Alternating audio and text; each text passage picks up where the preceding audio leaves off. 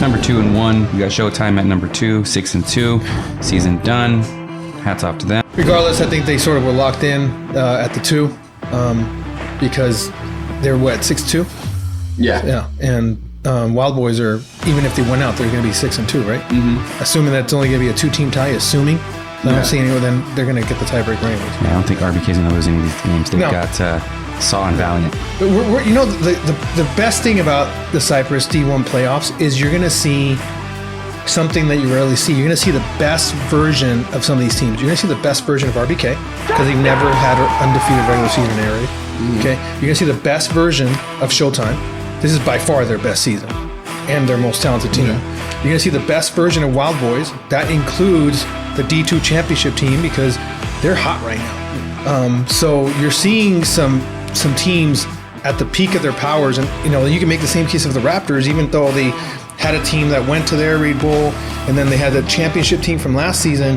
This team, you can make the argument, it's just as good, if not better, because once they're getting hot, they're getting hot. So it'll be definitely interesting to see.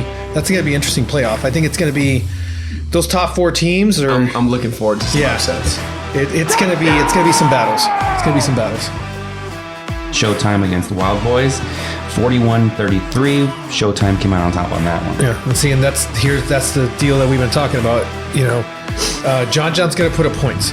He's always going to put up points. The issue is that when the moments get big, the moments get tough, can WildBoys get enough defense to actually stop it? If you allow 41 points again, and it's going to be a 1-score game, that's the issue. The issue historically, for them to get that next level, WildBoys need to get. Did it before, and I'll say it again.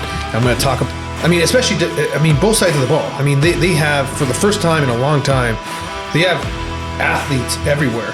So they went from missing the playoffs to ending up in the championship. Yeah, and if you take away that one loss because Kaker wasn't there, which didn't really make much difference, they're 6 and 1.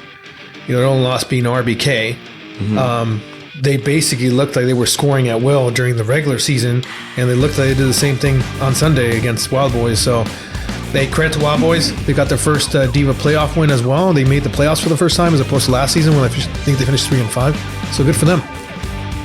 Yeah, overall, Kaker, very efficient, 23 of 28, 275, 6 TDs. And he spread the wealth. There was no receiver over 100 yards, but he's got 3 of them with over 6, 1 over 7. So it was spread. It wasn't going to one player specifically, and with that, you usually get the victory.